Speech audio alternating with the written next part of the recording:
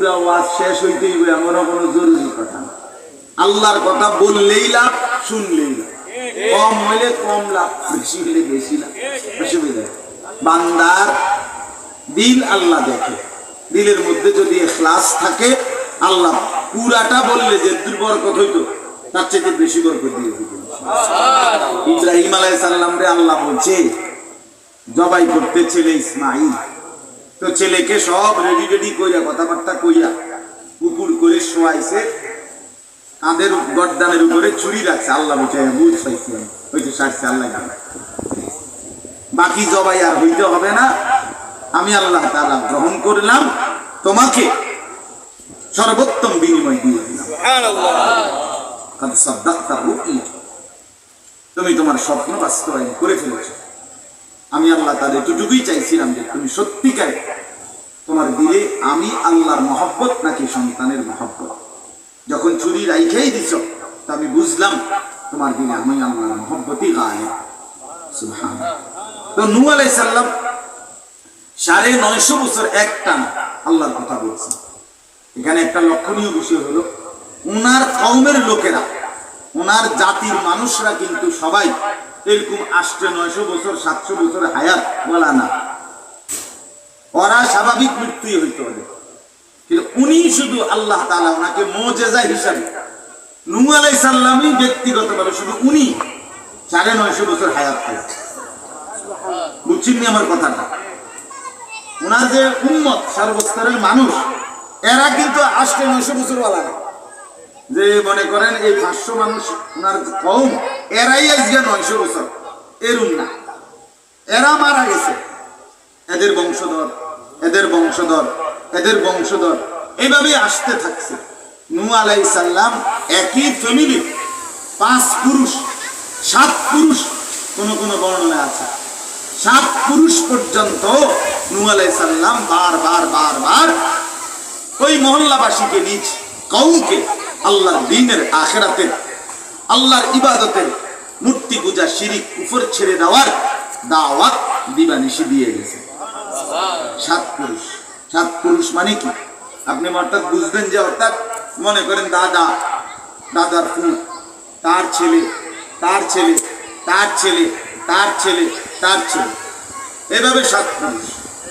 তাহলে এইভাবে ধারাবাহিক একই ঘরে আজকে 300 বছর, একই ঘরে আজকে 500 বছর ধরে ফিরাই দিতেছে, একবারও কালে মানে না। কিন্তু ওই লোক মারা গেছে, নূহ আলাইহিস সালাম তার ছেলেকে আবার শুরু করছে, সে মারা গেছে তো তার ছেলেকে আবার বলছে। অর্থাৎ তিনি এই 950 বছরে একটি ঘর, একটি পরিবার, কারো প্রতিও যতজনই তাদের ফ্যামিলির চলে গেছে, এরপরও উনি নিরাশ হয় নাই, হাল ছাড়ে নাই, উনি উনার বলা বলতেই থাকছে। এটা আমি কেন বুঝাইলাম? এটা এই জন্য বুঝাইলাম, আপনারা যারা বাবা, অভিভাবক, আপনারা আপনাদের ছেলে মেয়েকে, স্ত্রীকে 3 বারের জায়গায় 10 বার, 10 বারের জায়গায় 100 বার, 6 মাসের জায়গায় 9 মাস, 9 মাসের জায়গায় 1 বছর, নয়তো 2 বছর, এই কদ্দুটা বুঝাইয়া অথবা নামাজ রোজা বন্দিগির দিকে আনবার চেষ্টা করে যখন দেখে আর হচ্ছে না, তো হাল ছেড়ে দিয়া সিদ্ধান্ত ঘোষণা করে দেয় আর হইতো না, যত কথাই আপনি কর এই অজা তার ভালো। এই আপনি এই ফয়সালা কেমনে নিলেন? বুঝেন নাই আমার কথা? এটা আপনি কেমনে সিদ্ধান্ত নিলেন যে সে আর কোনোদিন নামাজ পড়বে না, সে আর কোনোদিন সেজদা করবে না, সে মহিলা আর কোনোদিন পর্দা করবে না? আপনি এই ফয়সালাটা কিভাবে নিলেন? আপনার জন্য তো এই অনুমতি নাই। 950 বছর পর্যন্ত যদি একজন নবী একই ফ্যামিলিতে, একই বংশে, একই মহল্লাতে বারবার বলতে পারে, আরে বাপ 950 বছর এমনি শুনতে তো সহজ, কিন্তু আপনি কল্পনা করেন না এটা কয়শো বছর। 950 টাকা আর 950 বছর একই কথা, কেন? 950 টাকা তো মানে 50 টাকা কম 1000, এটা অ্যাভেলেবেল টাকা। কিন্তু 950 বছর আপনার আমার বংশের 14 গোষ্ঠী কয়জন একত্রে হায়াত মিলাইলে 950 বছর 60 করে ধরেন, 70 করে ধরেন, 80 করে বড় ধরেন, বুঝেন না এমনি কথা? কিন্তু এত দীর্ঘ সময় একটানা বলার পরেও নূহ আলাইহিস সালাম কি করে নাই? হাল ছাড়ে নাই, উনি বলতেই থাকতেন শেষ পর্যন্ত। 950 বছর পরে থামলেন কেন? যদি 950 না 9,500 বছর আল্লাহ ওনাকে হায়াত দিতেন, আল্লাহর কসম উনি বলতেই থাকতেন। তো থামলেন কেন? আল্লাহ তাআলা থামাইছেন। কে থামাইছেন? আল্লাহ বলছেন ওয়া উহিয়া ইলা নূহিন, এটাও কোরআনের আয়াত, আন্নাহু লা ইউমিনা মিন কওমিকা ইল্লা মান কাদ আমানা ফালা তাবতাইস। আল্লাহ তাআলা বলেন আমি নূহের নিকট ওহী পাঠাইলাম, হে নূহ, এই 950 বছর পরে আল্লাহ বলে দিয়েছেন আন্নাহু লা ইউমিনা মিন কওমিকা ইল্লা মান কাদ আমানা, এই পর্যন্ত যে কয়জন তোমার উপরে ঈমান এনেছে এরা ব্যতীত আর কেউ ঈমান আনবে না, এরা আর তুমি এদেরকে দাওয়াত দিও না, আর দিও না দাওয়াত, শেষ। আমি আল্লাহ তাআলা এইবার তাদের ব্যাপারে আমার আযাবের যে সিদ্ধান্ত সেটাই কার্যকর করব। তখন ছাড়ছে। তো আপনার আমার কাছে জিবরাইল কিংবা অন্য কোনো ফেরেশতা আইসা আপনার ছেলের ব্যাপারে, মেয়ের ব্যাপারে, স্ত্রীর ব্যাপারে, আপনার এলাকার ব্যাপারে, আপনার মহল্লার ব্যাপারে, আপনার বন্ধুর ব্যাপারে এমন কোনো ওহী বা চিঠি বা এমন কোনো SMS পাঠাইছে কি? তো আপনি কেন ছেড়ে দিলেন? আপনি কেন বাদ দিলেন? এই জন্য দয়া করে এখান থেকে এটা সবক। আমি তো ছেলেদের কথা বললাম, এখন ছেলে মেয়ে নামাজ পড়ে না, পর্দা করে না, মোবাইলে আসক্ত, চরিত্রহীনতায় ঢুকে গেছে, মদ জুয়া জিনা ব্যভিচারে ডুবে গেছে। অতএব তার থেকে হাল ছেড়ে দেওয়া, তারে একদম বাদ মনে করা, এটা কি কোনো মুসলমান মুমিনের জন্য অনুমতি আছে? এটা মনে হয়। এই জন্য মুসলমান মুমিন ইমানদার হিসাবে প্রত্যেকের কাছে অনেক বাচ্চা মুরব্বী আছেন যারা টোটালি সংসারে স্ত্রী, ছেলে মেয়ে, পুতের বউ, হ্যাঁ জিয়ের জামাই, অথবা পুতের ঘরের নাতি নাতনি, মেয়ের ঘরের নাতি নাতনি, এগরে আর আল্লাহ, খোদা, আখিরাত, পরকাল এই নিয়ে কিছুই আর বলতে রাজি না। ওনার কথা হইলো আমার খানা ঠিক 3 বেলা, বিকাল বেলা আপেল মালটা এটা খাবায়, আর চা দোয়ানে বন বিড়ি, চা বিস্কুট ওটা খায়, আর রঙিন টেলিভিশনে নাচ গান দেখে, মোটামুটি মিল্লা জিল্লা ভালোই জিন্দিগি কাটতে আছে। আর দুটা ঝামেলা যায় তো, এত ঝামেলা যায় কে? ফুলার বউরে এখন যদি পর্দার কথা বলি, হুজুর শেষ বয়সে হেসে বা তরকারিও রাখতো না, আর না খাইয়া মরণ লাগবে, এই তো সিদ্ধান্ত নিয়ে নিচ্ছে। শেষ বয়সে উনি না খাইয়ে মরবে এই ভয়ে পুতেরও কিছু কয় না, পুতের বউরও কি কিছু হয়।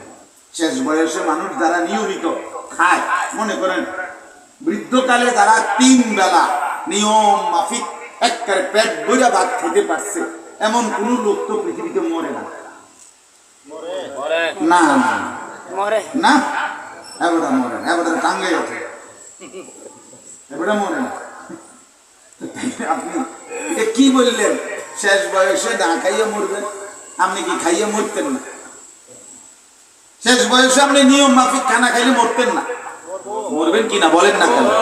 তাহলে খাইয়া মরবেন না না খাইয়া মরবেন, এটা নি কথা। না খাইয়া মরবেন, খালাস, মৃত্যু আমার নিশ্চিত। অতএব আমার দায়িত্ব থেকে আমি অব্যাহতি নিতে পারি না। এই জন্য আপনাদের কাছে অনুরোধ, যে কয়জন বাবা চাচা আছেন, অভিভাবক আছেন, ছেলের বাপ আছেন, মেয়ের বাপ আছেন, দাদা দাদি আছেন, নানা আছেন, স্বামী আছেন, দয়া করে আল্লাহর ওয়াস্তে বাপ, এটা আমার প্রত্যেক দিনকার আহাজারি, যে কোন স্বামী তার স্ত্রীকে পর্দার কথা, নামাজের কথা, হালাল হারামের কথা বলা থেকে বিরত থাকার, বন্ধ করে দেওয়ার সুযোগ নেই। আপনাকে বলতে, কোন বাপ, কোন মা তার ছেলে মেয়েকে নামাজের কথা, পর্দার কথা, গুনাহ থেকে, অসভ্যতা, অশ্লীলতা থেকে বিরত বলে, হুজুর আজকে 3টা বছর বলে, না 30 বছর বলে, 30 বছরেও কোনোদিন শুনে নাই, কোনো সমস্যা নেই। 300 বছর বলার পরেও যদি শুনে নাই, আপনার কোনো অসুবিধা নেই, আপনি বলতে থাকেন। সমস্যা হবে তখন আপনি বন্ধ করে দিবেন। আপনার বলা বন্ধ করলে আপনি গুনাহগার হবেন। আপনার বলা আপনি বলতে থাকেন, আপনি 300 বছর না 3000 বছর বললেও হেদায়েত আপনার হাতে না। আবার আল্লাহ চাইলে এক কথাতেও হেদায়েত মিলতে পারে। এমনও লোক ছিল মদিনায়, রাসূলুল্লাহ সাল্লাল্লাহু আলাইহি সাল্লামের জামানায় নবীজিকে দেখছে সরাসরি, বুঝছেন নি চাচা? নবীজিকে দেখছে, পুরাটা হায়াত দেখছে নবীকে, কিন্তু নবীজির জামানায় কালেমা পড়ে নাই। পরবর্তীতে আবু বকর ওমরের জামানায় কালেমা পড়ছে, এমন মুসলমানও আছে। হতে পারে আপনার এই দিবানিশি বলার দ্বারা, আহাজারি কান্নাকাটির দ্বারা একদিন হয়তো আপনার মৃত্যুর পরে আপনার সন্তান দিনদার হতেও বদলে যাবে, একদিন বদলে যাবে। আপনার হৃদয়ের তামান্না, আকাঙ্ক্ষা, মনের ইচ্ছা, এটা একদিন সন্তানকে বদলে দিবে। আর যদি না বদলায় কোনো অসুবিধা নাই, আপনি কমপক্ষে গুনাহগার হবেন না, আপনি মাফ পেয়ে যাবেন। এই জন্য আমি অনুরোধ করলাম, এটাও একটা দ্বিতীয় কথা। ওই যে ওই ছেলেরে বলেন, ওরে বলে তুমি দোস্ত এনে হাঁস মুরগি উঠাও, ওইদিকে আরো ভালো ভালো লোক আছে, ছাগল মাগল যা আছে এগুলো উঠাও, যাই যাও, রিক্সা আছে, অটো আছে, বেডা আছে, বেডি আছে, এগুলি উঠাও গিয়ে। এরা বয়ান শুনতেছে, তুমি এগুলো উঠাও কেন?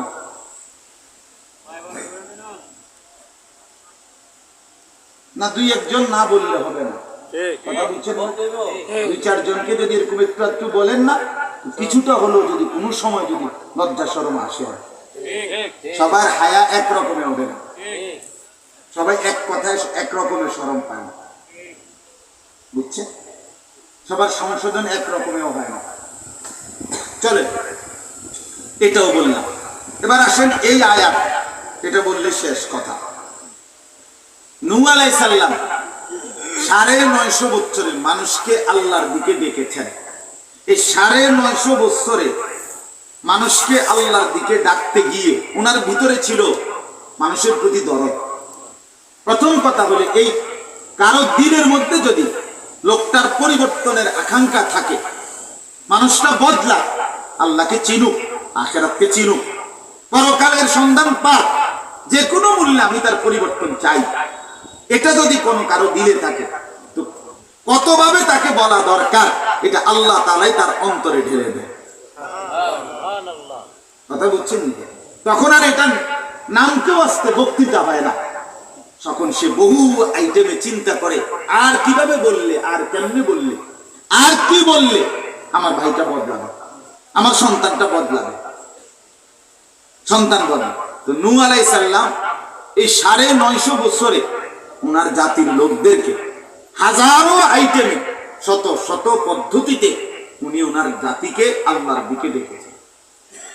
ওনার ভিতরে একটাই মাকসাদ ছিল, মানুষের পরিবর্তন, যে কোনো মূল্য, যে কোনো মূল্য। আমরা তাফসীরে পড়ছি, নূহ আলাইহিস সালামের কওম ওনাকে সীমাহীন জুলুম নির্যাতন করছে। নূহ আলাইহিস সালামের কওম ওনাকে মারতে মারতে, কখনো কখনো উনি যখন বেহুশ হয়ে রক্তাক্ত পড়ে থাকতেন, তখন ওনাকে মৃত ভেবে 4 জনে ধরাধরি করে ডাস্টবিনের ময়লার পাশে নিয়ে ফেলে আসতাম। আমি নিজে আরবি কিতাবে পড়ছি।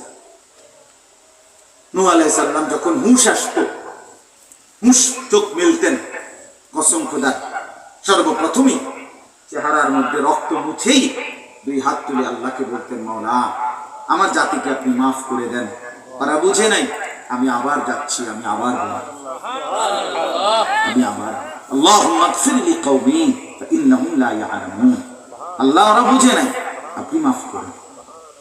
এই এক বাক্য, আল্লাহুম্মা গফির লিকাওমি ফাইন্নাহুম লা ইয়ালামুন, হে আল্লাহ আমার জাতিকে মাফ করে দেন, তারা বুঝে নাই। এটা শুধু আমাদের নবী সাল্লাল্লাহু আলাইহি সাল্লাম নয়, কিতাবের মধ্যে আছে, আল্লামা ইমাম ইবনুল কাইয়িম আল জাওজি রাহমাতুল্লাহ আলাইহি উদ্দাতুস সাবিরিন কিতাবে লিখছে, সমস্ত নবী নিজ জাতি দ্বারা লাঞ্ছিত হয়েছে, বিনিময়ে প্রত্যেক জাতি নিজ কওমের জন্য এই দোয়াটা করে। সুবহানাল্লাহ।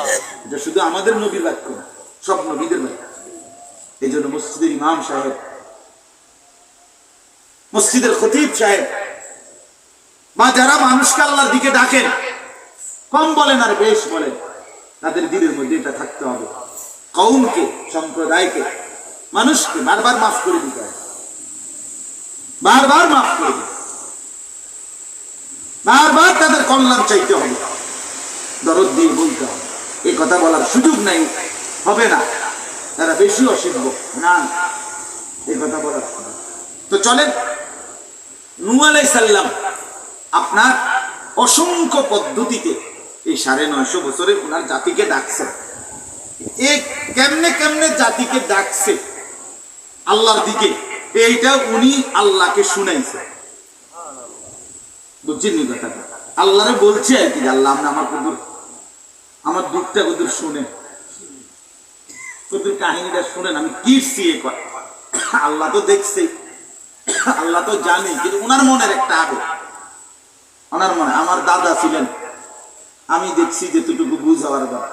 আমার দাদার খুব রাগ ছিল, কিন্তু আমার দাদা বলতো, নাতি দেশের বাড়ির থেকে আমাদের কুমিল্লার বাসায় আসতো, আমার আব্বার কাছে বা আসলে আব্বার কাছে বা আম্মুর কাছে কইতো, নাতি কি লেগে আইছি তুই, আমার তফসিল ওয়ার, এই শব্দটা কইতো দাদা।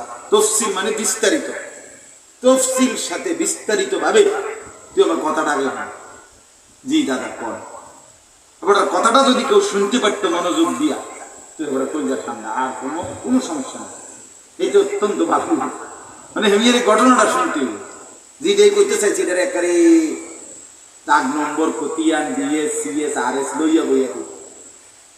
আমার আম্মারে দেখতাম, মা এখনো আছেন, এই কথা বলতে গেলে মা এমনি ভাইয়া ভাইয়া কইতো, হ্যাঁ নানার বাড়ি গেছে তো, এবারে দুধ গেছি, এই গরম বাইক মাত্র ঢুকছি তোর নানার বাড়ি, তোর মামি আগ্রাইয়া বোরখাটা খুলছে, তারপরে পিড়ি দিছে বই, তো এরপরে শরবত বানাই দিছে, এরপরে বই, এইভাবে মানে একেবারে পুরা কাহিনী করতে। আমি সবসময় বলতাম, মা মামা কি কইছে আগে হেডে না করবেন, এডি কি টাকা।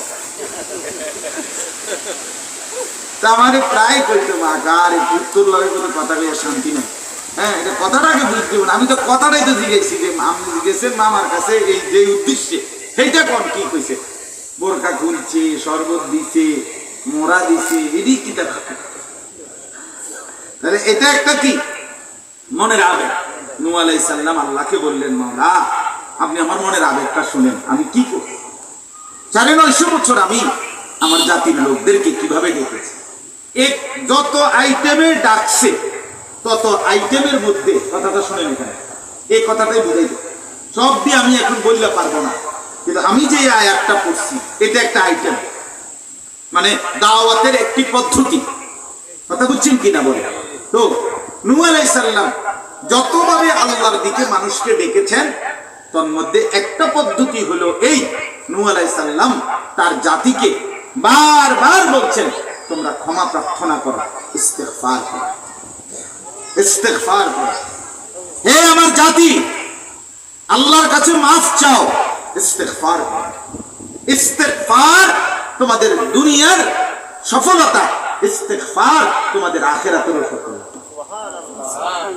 ক্ষমা প্রার্থনা, ক্ষমা প্রার্থনা একটি জাতির মুক্তি, একটি জাতির নিরাপত্তা, একটি জাতির স্বস্তি, আমাদের সার্বিক সবকিছুর সঠিক স্বাভাবিক থাকার জন্য কসম খোদার নবীর দাওয়াত ছিল এটা, এর জন্য ইস্তিগফার একটি কার্যকর মাধ্যম, কার্যকর একটি।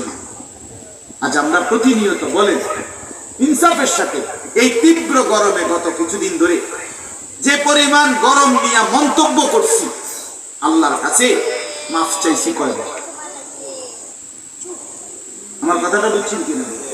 যে পরিমাণ চ্যানেলের খবর, আবহাওয়া অফিসের খবর শুনছে ভদ্রলোকরা, আল্লাহকে ডাকছে।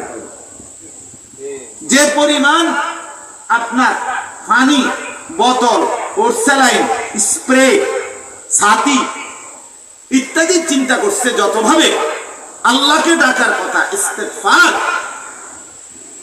মালিকের কাছে ক্ষমা চাওয়া, নিজের গুনাহ, নিজের অপরাধ, এইটার আয়োজন হয়েছে কয়বার, এটার আয়োজন হয়েছে কয়বার।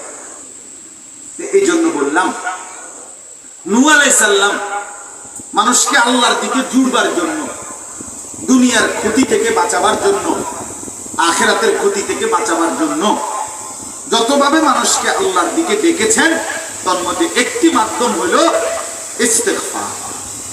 জাতিকে বলছেন, হে আমার জাতি, ফাকুলতু ইস্তাগফিরু রাব্বাকুম। নূহ আলাইহিস সালাম বলেন, আমি বলেছি আল্লাহ, ওই যে বলছি না, উনি আল্লাহরে শুনাইছে, আল্লাহকে কি করছে? শুনাইছে। তো ফাকুলতু, তিনি বলেন, আল্লাহ আমি বলছি, বিশ্বাস করেন আমার জাতিকে, ইস্তাগফিরু রাব্বাকুম, হে আমার জাতি, তোমরা তোমাদের রব আল্লাহর কাছে ক্ষমা প্রার্থনা করো, ক্ষমা প্রার্থনা। তোমাদের ভুল হচ্ছে, ভুল হবে, তোমাদের অন্যায় পাপ হচ্ছে প্রতিনিয়ত, কিন্তু তোমরা গাদ্দারি করো না, সীমা লঙ্ঘন করো, তোমরা বাড়াবাড়ি করো না, গুনার উপরে জুড়ে থেকো। মুসলমানের ছেলেরা তোমাদেরকে বলি, ভাইয়া, কোন মুসলমানের দ্বারা গুনাহ হওয়া স্বাভাবিক, একদম স্বাভাবিক, কিন্তু কোন মুসলমানের বাচ্চা যদি হয়, রক্তে যদি ইসলাম থাকে, মায়ের পবিত্র দুধ যদি কেউ খেয়ে থাকে, পরিচয় যদি সে কেউ দেয় মুসলমান, আল্লাহ কসম সেই মুসলমান গুনার উপরে জমে থাকে না, গুনার উপরে মজবুত হয় না। এরে আর তখন গুনাহগার বলে না, এরে গাদ্দার বলে, এরে গাদ্দারা বলে, এরে জালেম বলে, এরে সীমা লঙ্ঘনকারী। এমন নাফরমানের ঘাড় আল্লাহ মক্কায় দেয়, এমন ঘাট তারারে আসার দিয়ে আল্লাহ সোজা করবে, তুমি কিংবা তোমার বংশ কষ্ট পাবেই পাবে। বাপ, এই জন্য রাসূলুল্লাহ সাল্লাল্লাহু আলাইহি ওয়াসাল্লাম বলছেন, লাউলাম তুযনিবু লাজা আল্লাহু বিকাউম, হে আমার উম্মত, যদি তোমাদের কোনো গুনাহ না হইতো, তা আল্লাহ তোমাদেরকে সরায় দিতেন, নতুন এমন জাতি বানাইতেন যারা গুনাহ করবে, যারা কি করবে? গুনাহ করবে, অতঃপর তারা আল্লাহর কাছে মাফ চাইবে, ফায়াগফির লাহুম, আর আল্লাহ তাদেরকে মাফ করে দিবে। গুনাহ হবে, তওবা করবে, গুনাহ হবে, মাফ চাইবে, হোঁচট খাবে, আবার উঠে দাঁড়াবে, পিছলা খাবে, আবার উঠে দাঁড়াবে। এরকম এইটা এক মুসলমানের আপনার স্বাভাবিক হতেই পারে, কিন্তু 30 বছর ধরে আপনি আর কোনোদিন, আজকে 30টা বছর ধরে সুদের লেনদেন করতেছেন, যে এটা যে আর ছেড়ে দিবেন, এর কোনো মানসিকতা, চিন্তা ভাবনা, পরিকল্পনা, প্ল্যান, প্রোগ্রাম কিচ্ছু নেই। তারপরে এটার সাথে জিন্দিগিটার একদম মিশাই নেই। এটা মুসলমান হয় কেমনে বাপ বলে? 20 বছর ধরে মহিলা তার জিন্দিগির সাথে মিশাইয়া দিছে বেপর্দা, এগুলি আর কোনোদিন পর্দা করবে না, বাপসা দেন। এটা মুসলমান হয় কেমনে বাপ বলে? আজকে 20 বছর ধরে আপনার ঘরে রঙিন টেলিভিশন চলে, প্রত্যেক দিন বউ বাচ্চা, ছেলে মেয়ে, স্ত্রী সন্তান, নর্তকীর ছবি, নাচ গান দেখে, এটাই জীবন। আমি প্রত্যেক মাসে এই ডিশের বিল যা আসে, টেলিভিশন চলার কারণে যে টাকা বিল আসে, আপনি এটা দিচ্ছেন, আপনার কোনো এই নিয়ে লজ্জা, অনুশোচনা আপনার ভিতরে কোনো, এটা বন্ধ করার কোনো পরিকল্পনা কিছুই নাই। এটা যে গুনাহ, আপনি নাফরমানের এই কথাও মনে নেই, আপনার এটা মনে নাই। আমরা যেটা যে গুনাহ, তার বেডি যে নর্তকী দেখে, তার ফোলা যে নাচ গান, উলঙ্গ ছবি দেখে, হায় রে মুসলমান, এই এত বড় বেটাটার এ কথা মনেই নাই, এটা যে গুনাহ। ভুলে মুসলমান তো এমন গাদ্দার হয় না, মুসলমান তো এমন পাষাণ হয় না, মুসলমান তো এমন জালেম হয় না। 365 দিন, আমি প্রত্যেক দিন বলি, কমাইয়াই বলি, 365 দিনের একটি বছর একটা ছেলে, একটা মেয়ে, একটা পুরুষ, একটা নারী কোনোদিন ফজরের নামাজ পড়ে না। এত বড় অসভ্য, এত বড় গাদ্দার মুসলমান কেমনে হয়? 6 মাসে না একদিন দেরি হইতে পারে, 3 মাসে না একদিন নামাজ কাজা হইতে পারে, 9 মাসে না একদিন জামাত ছুটতে পারে, লাগাতার জিন্দেগির স্বাভাবিক পরিচয় সে কোনোদিনই ফজরের নামাজ পড়ে না। এর মন অসভ্য, এমন নিকৃষ্ট হাইওয়ান মুসলমান কেমন হয়? কথা বলেন না কেন?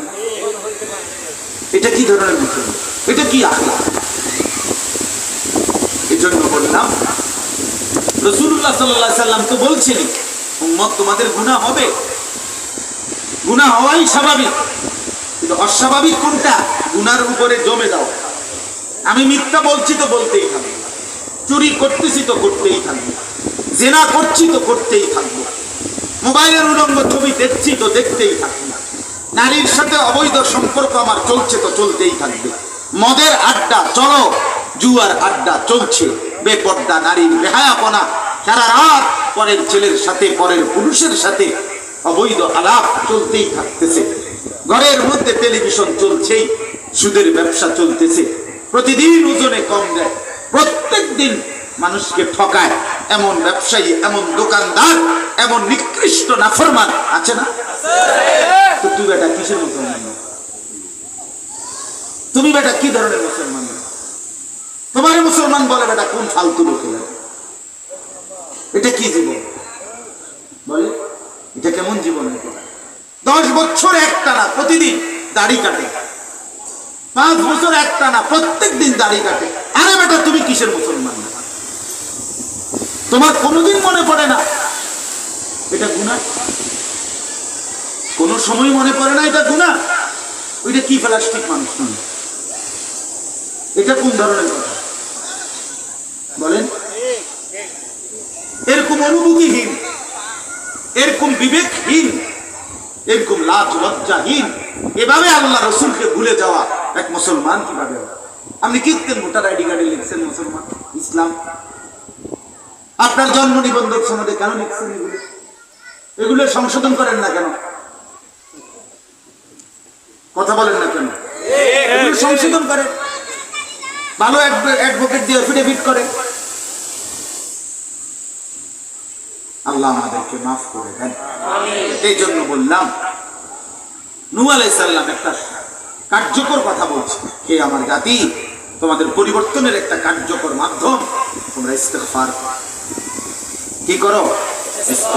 ইস্তেগফারের মাধ্যমে দুনিয়ারও প্রচন্ড লাভ, আখিরাতেরও প্রচন্ড, আখিরাতেরও লাভ, দুনিয়ারও লাভ। এই আয়াতে ইস্তেগফারের দুনিয়াবি লাভ কি এটা এখানে নূহ আলাইহিস সালাম উল্লেখ করছে আল্লাহ কোরআন। দুনিয়াবি লাভ বলছে, দুনিয়াবি লাভটাই শুধু শুনেন, আখিরাতও যদি না বুঝেন তো দুনিয়ার লাভটাই দেখেন না কি অসাধারণ। এটার আশাতে তো আল্লাহর কাছে মাফ চাওয়া উচিত, দুনিয়ার লাভের আশা। দুনিয়ার লাভও তো সাংঘাতিক লাভ, আমাদের জীবনের যা দরকার দুনিয়াবি ইস্তেগফারের মধ্যে তার সবকিছু আছে। আস্তাগফিরুল্লাহ, আস্তাগফিরুল্লাহ, আস্তাগফিরুল্লাহ, আস্তাগফিরুল্লাহ, আস্তাগফিরুল্লাহ, আস্তাগফিরুল্লাহ, আস্তাগফিরুল্লাহ। রব্বুল আলামিন বলেন ফাকুলতু আস্তাগফিরু রাব্বাকুম, নূহ নবী বললেন আল্লাহ আমি বলেছি আমার জাতিকে ইস্তাগফিরু রাব্বাকুম, তোমরা তোমাদের রব আল্লাহর কাছে ইস্তেগফার করো, ক্ষমা প্রার্থনা করো, পেছনের জিন্দেগির গুনাহ মাফ চাও, সারা জিন্দেগির নাফরমানির মাফ চাও, প্রতিটা গুনাহ থেকে তওবা করো, প্রত্যেকটা গুনাহ থেকে আল্লাহর কাছে মাফ চাও, বারবার বারবার।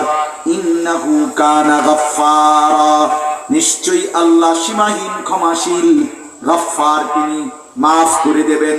রব্বুল আলামিন অপেক্ষায় থাকে তার বান্দা মাফ চাইবে কখন। আল্লাহ বলে যদি বান্দা দিল থেকে মাফ চাও, গুনাহ ছেড়ে দিয়ে মাফ চাও, আর করবে না ওয়াদা দিয়ে মাফ চাও, লজ্জিত আর অনুতপ্ত হয়ে যদি মাফ চাও, আমি আল্লাহ ওয়াদা দিলাম গুনাহ যদি আসমান পর্যন্ত পৌঁছে যায়, আমি আল্লাহ এক নিমিষে কোনো দেরি না করে, কোনো পরোয়া না করে, কাউকে জিজ্ঞেস না করে আমি মাফ করে দেব। আদম লাউ বালাগাত যুনুবুকা আনানাস সামা সুম্মা ইস্তাগফারতানি গফারতু লাকা ওয়ালা উবালি। আল্লাহ বলে বনি আদম, গুনাহ যদি আসমান ছুঁয়ে যায় এরপরও যদি ইস্তেগফার করো, তওবা করো। কেমনে তওবা? 3 ভাবে তওবা। 1 নম্বরে গুনাহ ছেড়ে দিলাম, 2 নম্বরে আর করব না ওয়াদা দিলাম, 3 নম্বরে আমি লজ্জিত মাওলা মাফ চাইলাম। এই 3টা মিলতে হবে। ছেড়ে দিতে হবে গুনাহ, আর করবে না ওয়াদা দিতে হবে, লজ্জিত আর অনুতপ্ত হয়ে মাফ চাইতে হবে। আল্লাহ বলেন এমন 3টার সমন্বিত তওবা যদি আমি পাই, আমি আল্লাহ কাউকে কিছু না বলে পুরাপুরি মাফ করে দেব। হ্যাঁ, গফরতু লাক, মাফ করে দেব। লাল্লাহু আশাদ্দু ফারহান বিতাওবাতি আবদিহি হিনা ইয়াতুবু ইলাইহি। আল্লাহর নবী সাল্লাল্লাহু আলাইহি ওয়াসাল্লাম বলেন, আল্লাহ তাআলা সবচাইতে বেশি খুশি হয় বান্দা যখন তওবা করে আল্লাহর কাছে ফিরে আসে। চোখের এক ফোঁটা পানি যখন বান্দা ছেড়ে দেয়, রাত গভীরে বান্দা যদি আল্লাহকে ডাক দিয়ে বলে, মাওলা বিগত 90 বছরের গুনাহ আমি একত্র করে, আমার জিন্দেগির ভুল স্বীকার করে, ভুল ছেড়ে দিয়ে আজকে খালেস তওবা করলাম মাওলা, আমি আর নাফরমানি করব না। আল্লাহ বলে, বন্ধু 90 বছরের গুনাহ আমি একবারেই মাফ করে দিলাম, আমি দেরি করব না। আল্লাহ বলছেন, ইন আতাইতানি লাইলান আতাইতুকা লাইলান। আমার গুনাহগার বান্দা গুনাহ নিয়ে যদি মাফ চাইতে রাত গভীরে আসো, মাগফিরাত নিয়ে আমি আল্লাহ রাতেই আসব। সুবহানাল্লাহ। ইন আতাইতানি লাইলান আতাইতুকা লাইলা। তুমি রাত্রে আসলে আমি রাতেই আসব। ইন আতাইতানি নাহারান আতাইতুকা নাহারা। বান্দা তুমি যদি দিনে আসো, আমি আল্লাহ দিনেই আসব। তুমি আসবে যখন, আমি আসব তৎক্ষণাৎ তখন। তুমি আসবে বান্দা 1 বিঘত, আমি মাগফিরাত নিয়ে আসব 1 হাত। তুমি আসবা 1 হাত এগিয়ে, আমি আসব 2 হাত এগিয়ে। তুমি আসবে হাঁটতে হাঁটতে, আমি মাগফিরাত নিয়ে আসব দৌড়তে দৌড়তে। আও না বান্দা, ফিরে আও। তুবু ইলাল্লাহি জামিআন আইয়ুহাল মুমিনুন লাআল্লাকুম তুফলিহুন। আল্লাহ বলে, হে মুমিন, সবাই মিলে আমি আল্লাহর কাছে তওবা করে ফিরে আসো, আমি ওয়াদা দিলাম নিশ্চিত তোমরা সফল হয়ে যাবে। ইয়া আইয়ুহাল্লাযীনা আমানু তুবু ইলাল্লাহি তাওবাতান নাসুহা।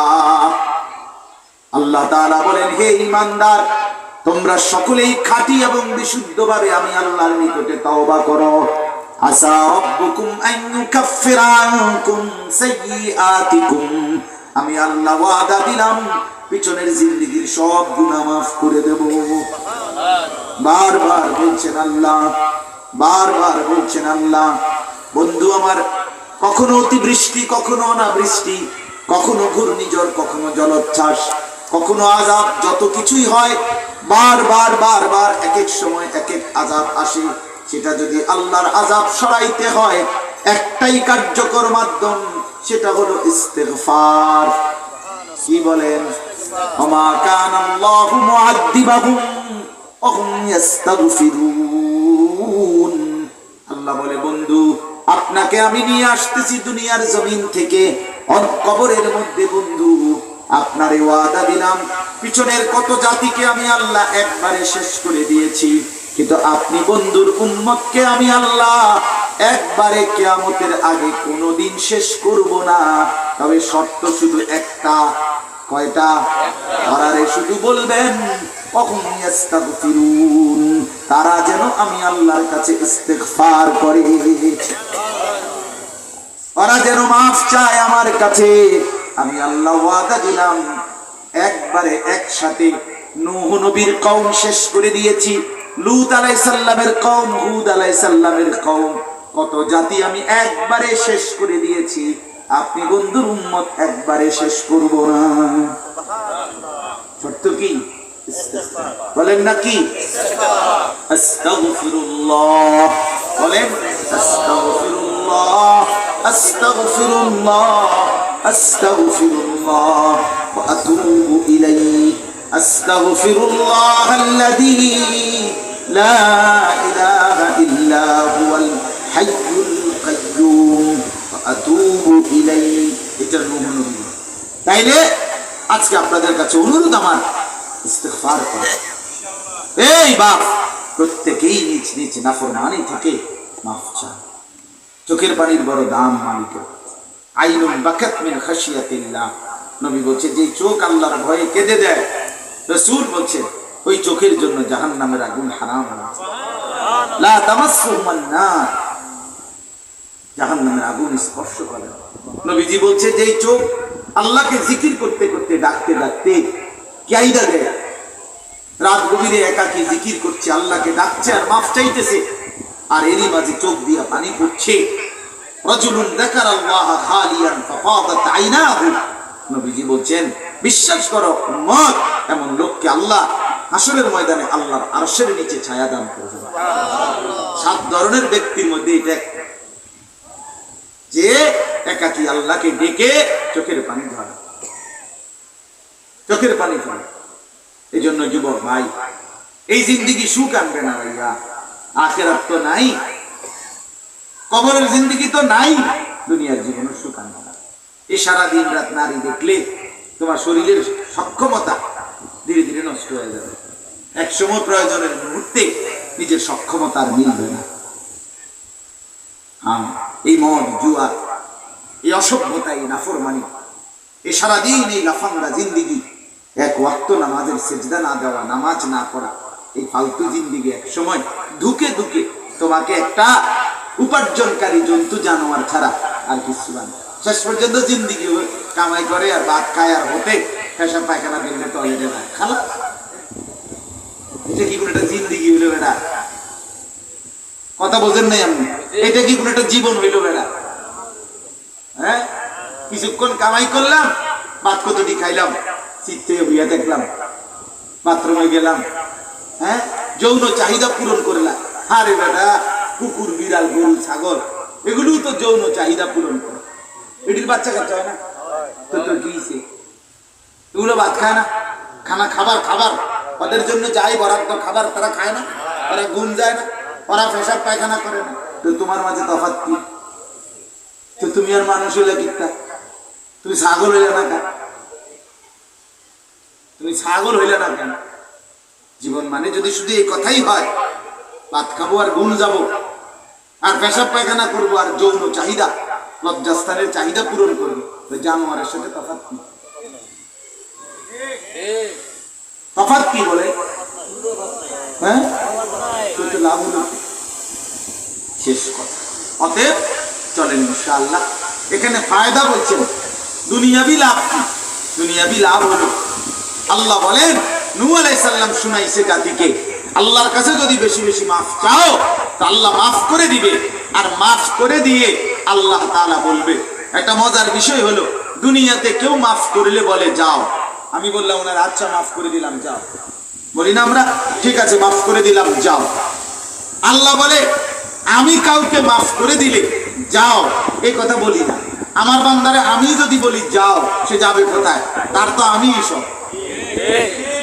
আমার বান্দা আমাকে ফেলে যাবে কোথায়? দেখা আমি কেমনে কমু এটা যাও? আল্লাহ বলে না, আমি মাফ করে দিলাম, আও। যাও না আও। তো এবার যদি বলি আল্লাহ কি দেবেন আমাকে? আল্লাহ বলেন ইউরসিলিস সামাআ আলাইকুম মিদরারা, তোমার দুনিয়ার লাভ আখিরাতেরটা পরে, আগে দুনিয়ার লাভ শুনে নাও। মাফ চাইলা, তওবা করলা, বিনিময়ে 1 নম্বরে আমি আল্লাহ আসমান থেকে অঝোর ধারায় বৃষ্টি নামিয়ে দেব। সুবহানাল্লাহ, বৃষ্টি নামিয়ে দেব। ইউরসিলিস সামাআ আলাইকুম মিদরারা। এইজন্য সিটার বাটপার আর সুদখোর হারামখোর আর বক্তৃতা বিবৃতির কারণে বৃষ্টি আসে নাই। সারা দেশের লক্ষ লক্ষ ইমানদার চোখের পানি ফেলে সালাতুল ইস্তিসকা পড়েছে। কত আউলিয়া, কত বুজুর্গ, কত মাদ্রাসার তালিবে মুস্তাদ রাত গভীরে সেজদা করে করে আল্লাহকে ডেকেছে, আল্লাহ বনি আদম কষ্ট পাচ্ছে, তোমার সৃষ্টি কষ্ট পাইতেছে, তুমি মাফ করে দিয়ে মাওলা বৃষ্টি নামায় দাও। খোদার কসম, ওদের চোখের পানির বরকতে আসমান থেকে বৃষ্টি নেমেছে। হ্যাঁ, বাটপার সিটারের কারণে, হারাম করার নাফরমান কারণে, উলঙ্গ ছবি দেখে ওই মোবাইল টিফিন না, ওই অপদার্থ যুবকের কারণে বৃষ্টি নামে নাই, বৃষ্টি নেমেছে ইমানদারের চোখের পানির কারণে। হ্যাঁ, ইমানদারের চোখের পানির কারণে। আমাদের মামুনও বের হয়েছে, আসমান তার বৃষ্টিও নামে।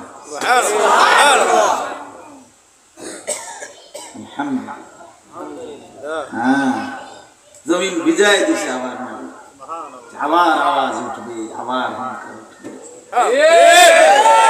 বেঈমান আবার কাঁপবে, নাস্তিক আবার কাঁপবে। ইনশাআল্লাহ, ইনশাআল্লাহ মামুন আবার আসছে। বলেন আলহামদুলিল্লাহ, হায়াতে তাইয়্যিবা আফিয়াত দান করেন। আমিন। ওয়া ইউমদিদকুম বিআমওয়ালিন ওয়া বানিন। আল্লাহ বলেন দ্বিতীয় পুরস্কার বান্দা, আমি রব্বুল আলামিন তোমার মাল, তোমার সন্তানাদি বাড়িয়ে দেব। ইস্তিগফারের বরকতে, ইস্তিগফারের বরকতে সম্পদ বাড়িয়ে দেব, বংশধর বাড়ায় দেব। আল্লাহকে যদি বলেন আর কিছু দেবেন, আল্লাহ বলেন আরো দেব। ওয়ায়াজআল লাকুম জান্নাত, আল্লাহ বলেন তোমাদের ক্ষেত ফসল, বাগ বাগিচা ফল ফসলে ভরে দেব। আর কিছু দেবেন, আল্লাহ বলেন হ্যাঁ আরো একটা দেব। ওয়ায়াজআল লাকুম আনহারা, তোমাদের খাল বিল নদী পুকুর সব কিছুতে আমি আল্লাহ পানিতে পূর্ণ করে দেব। যত উপযুক্ত পানি দেব, তোমাদেরকে ক্ষেত ফসল ফল বাগ বাগিচায় ভরে দেব, তোমাদের সন্তান সম্পদ বাড়িয়ে দেব, আসমান থেকে পরিমিত বৃষ্টি দান করব। আর কি লাগবে? বন, একটা বন দিব নাকি? আর কিটা দরকার? আর কি দরকার? ফল ফসলে ভরে দেবে, ঘর বাড়িতেও সুখের সংসার দেবে, খাল বিল নদ নদীতে পানি দেবে, আসমান থেকে বৃষ্টি নামাবে। শর্ত কি? ইস্তিগফার। বলেন কি? ইস্তিগফার। এই আজকে এটাই কথা, মানলো এটা, না মানলো চলেন সবাই মিলে ইস্তিগফার। আস্তাগফিরুল্লাহ, আস্তাগফিরুল্লাহ, আস্তাগফিরুল্লাহ, আস্তাগফিরুল্লাহ, আস্তাগফিরুল্লাহ, আস্তাগফিরুল্লাহ ওয়া আতুবু ইলাইহি। আলহামদুলিল্লাহি রাব্বিল আলামিন। اللهم أنت السلام ومنك السلام تباركت يا ذا الجلال والإكرام يا أرحم الراحمين يا أرحم الراحمين يا أرحم الراحمين مولا رب كريم মেহেরবান মওলা, আপনি মাফ করে দেন, আপনি মাফ করে দেন, আল্লাহ মাফ করে দেন। আয় আল্লাহ আপনি মাফ করে দেন। পেছনের গুনাহ ছেড়ে দিলাম, আর করব না ওয়াদা দিলাম। জীবনের গুনাহের জন্য লজ্জিত মাওলা, মাফ করে দেন, মাফ করে দেন মাওলা। জাহান্নামের আযাব থেকে বাঁচিয়ে দেন, কবরের আযাব থেকে বাঁচিয়ে দেন। ربنا اصرف عنا عذاب جهنم إن عذابها كان غراما। আয় আল্লাহ আমার এই বাবা ভাইদেরকে প্রত্যেককেই মাফ করে দেন, এলাকার সমস্ত কবরবাসীদেরকে মাফ করে দেন, কিয়ামত পর্যন্ত কবরের আযাব মাফ করে দেন। যুবক ছেলেগুলোকে চরিত্রবান বানিয়ে দেন, পাঁচ ওয়াক্ত নামাজি বানিয়ে দেন। বাবাদেরকে, মুরব্বীদেরকে আরো বেশি নেক আমলের তৌফিক দেন। পর্দার আড়ালের মা বোনদেরকে পর্দা পুশিদা দান করেন। মাওলা এই মসজিদখানা কবুল করে নেন, ঈদগাহ কবুল করে নেন। প্রথম দিন থেকে এই পর্যন্ত জায়গা জমি টাকা পয়সা যার যত খেদমত মসজিদে ঈদগাহে, আল্লাহ প্রত্যেককে উত্তম বিনিময় দান করেন। প্রবাসীদেরকে সহি সালামতে নিরাপদে রাখেন। আল্লাহ সারা দেশের উপরে খায়ের ও বরকত নাজিল করেন। প্রয়োজন মাফিক বৃষ্টি দান করেন। অতিবৃষ্টি অনাবৃষ্টি থেকে আমাদেরকে মাফ করে দেন। আল্লাহ আমাদের প্রত্যেককে দিন মতো চলবার তৌফিক দান করেন। স্ত্রী সন্তান নিয়ে নেক জিন্দেগি দান করেন। ঘরে পরিবারে ঈমান আমল দান করেন। আল্লাহ আপনি আমাদের সবাইকে কবুল করেন, মঞ্জুর করেন। আজকের এই ইসলাহি মজলিসে আপনি বরকত দান করেন, যার যার নেক মাকসাদ আপনি পূরণ করে দেন। রব্বির হামহুমা কামা রাব্বায়ানি সগীরা। সুবহান রাব্বিকা রাব্বিল ইজ্জাতি আম্মা ইয়াসিফুন ওয়া সালামুন আলাল মুরসালিন ওয়ালহামদুলিল্লাহ।